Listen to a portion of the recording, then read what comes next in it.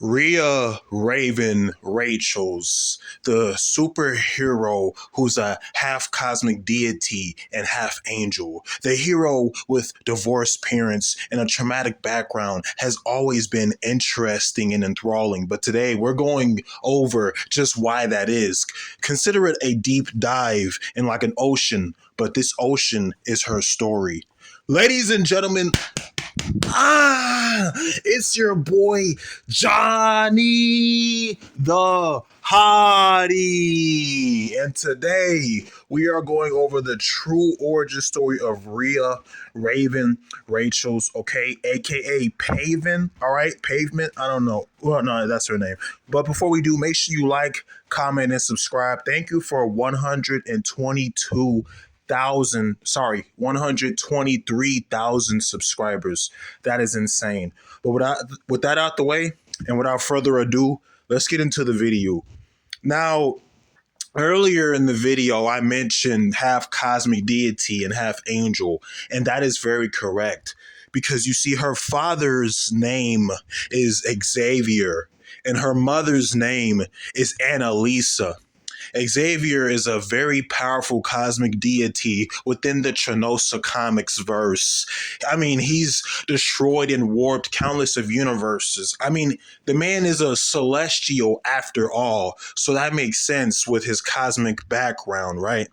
And he may not be up there with the cosmic deities like Trinalis, Infinita, and Eterna, so on and so forth, but he is still a force to be reckoned with. And her mother, Annalisa, is an angel. You already know how angels have ties to the divine creator slash father, Raon himself.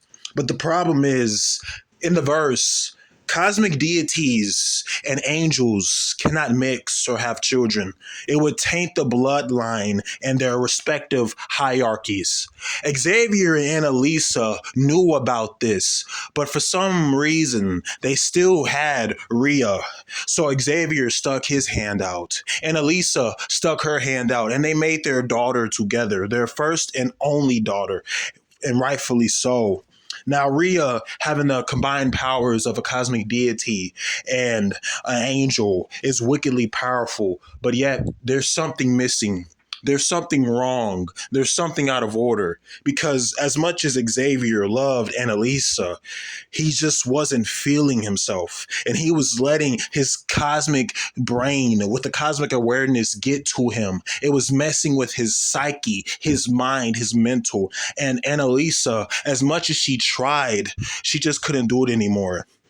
Xavier and Annalisa would get divorced in their respective part of the Omniverse in Los Lazanto, which is another realm in the Chanosa Comics universe. This divorce not only hurt Xavier and Annalisa, but it also hurt their daughter, Ria. And it got to the point where she would see her father here and there, but then she would barely see her father at all. Trying to navigate through this life with her powers without her father is tough.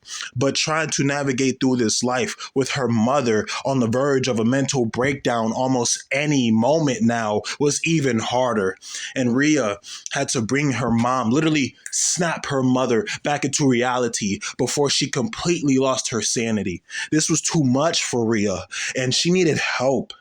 This is when she would reach out to other angels in the verse, like Sarana, aka Sarah, and Angelise Rangelis. Kind of similar to how Tentua and Trisha had reached out to those very angels before. And when Ria would talk to Sarah and Angelise and Trisha, whoever, she would learn that it is forbidden for cosmic deities and angels within the verse to mix or breed or even create children together with their reality warping. But the reason why Xavier and Annalisa did it was because they truly wanted to know what it was like to have a child, hold them in their arms, feel their warmth, hear their breathing. You know what I'm saying? saying? They really wanted that true connection, but over time, their love for their child couldn't save their marriage, which crumbled and fell. However, even though Ria was struggling through all of this, she still made the most out of this situation. She tried talking positively to her dad and positively to her mom. There were several times where she tried to get her mom and dad to reunite and get remarried, but her efforts would fall short. It's like whenever she would get on her knees and put her hands together, her prayers would fall on deaf ears, even though she is an angel. Yes, she's half angel, but she's still an angel, which means she still has ties to the divine creator slash the father, Raon, and even his wife, Raona. And she was tired and frustrated, but she still kept fighting and wrestling. It got to the point where she would leave her mother for God knows how long. And whenever her mother would reach out, she would push her mom away because she didn't want to be reminded of the pain, the heartache, and the heartbreak that her parents put her through. And as she was sitting in the veil of nothingness and the void of nothingness, clearing her thoughts, this is when her true angelical form would erupt and tell her everything that she needed to know.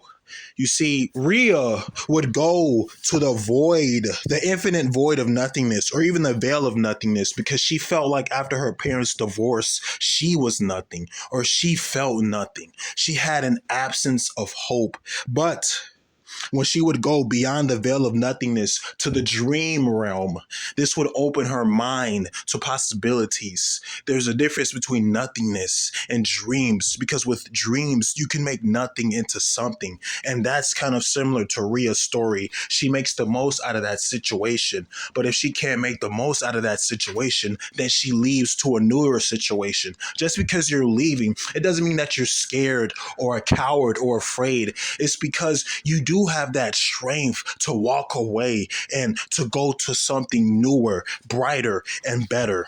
She still loves her parents. She always has, and she always will. And to this day, she still tries to reunite them, you know?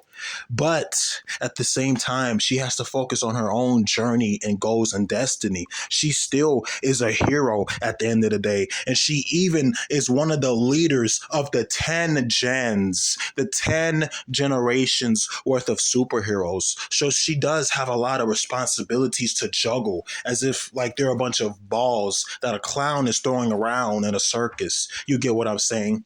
And that's the beauty of her situation, you know? One day, when Ria was on the Tangents team, she ran into Angelica. Angelica's childlike, brightful, and festive nature was like a breath of fresh air to Ria. Ria so used to the darkness, the nothingness, the void, the veil. But now she sees something that she hadn't seen before. She feels something. She has empathy, even empathy, manipulation, and control. And she could feel that childlike innocence and curiosity inside of Angelica. And Angelica would hug her and rub her back and even give her ice cream. And this would start a beautiful friendship between Angelica and Ria. Ria would even introduce Angelica to her parents, Xavier and Annalisa, and even to other angels and archangels in the verse. And their friendship and bond was rocky at times, especially when Angelica would choose between Zoe and Whitney. But then Ria would go on these adventures and she would figure out that yes, there are beings who are different, looks wise, aesthetic wise, and mood wise, but they're all trying their best to navigate through this existence, through this omniverse, the same way Ria is. And she would become even more understanding and have even more knowledge and wisdom gained. But you have to experience it first so you can truly learn it. You know what I'm saying? And that's Angelica will always be there for Ria, and Ria will always be there for Angelica. With ice creams, of course. And there were even times when Ria was be severely injured and hopeless. But then her mother, her father, and their situation, and Angelica would push her, would motivate her to fight not just a villain, but anything going on in her personal life. It even got to the point where she has that red dot on her head, kind of similar to Angelise and Angelise's daughter, Angeli. And now, whenever Ria is in a battle or in a fight that she can't get out of by herself, that bead on her head lights up, and Angelise or Amanda would come out. That's her second name, by the way, would come out and help Ria. Since her and her daughter are so close, it's the least that Angelise can do for her. And plus, Angelica there being the third wheel in the situation, always easing the tension with her ice cream or her little grunts and moans and even little dances and, well, I guess you could say kind of piss poor chances of singing a song, but she's still good. But like I said, Ria's moral of the story is to make the best out of any situation. And if you and even if you can't do that and you did the best to your abilities, then okay, leave and go find a new situation, regardless of what they say or think. And that is the beautiful origin story of Ria Raven Rachels. And don't forget, her powers and abilities and her fun facts will pop up on the screen throughout the video. But this is the origin story, not the feats and accomplishments video. But anyways, guys, it's time to wrap this up, baby cup.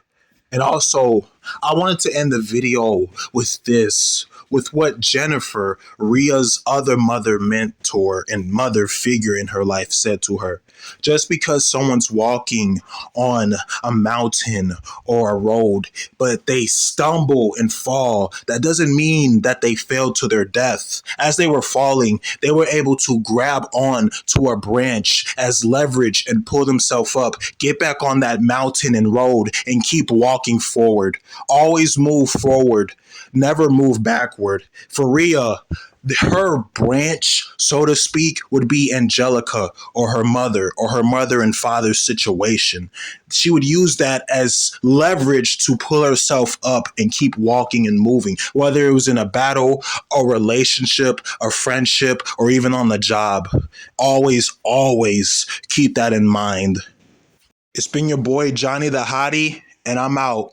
I love y'all. Woo, baby, yay. Love.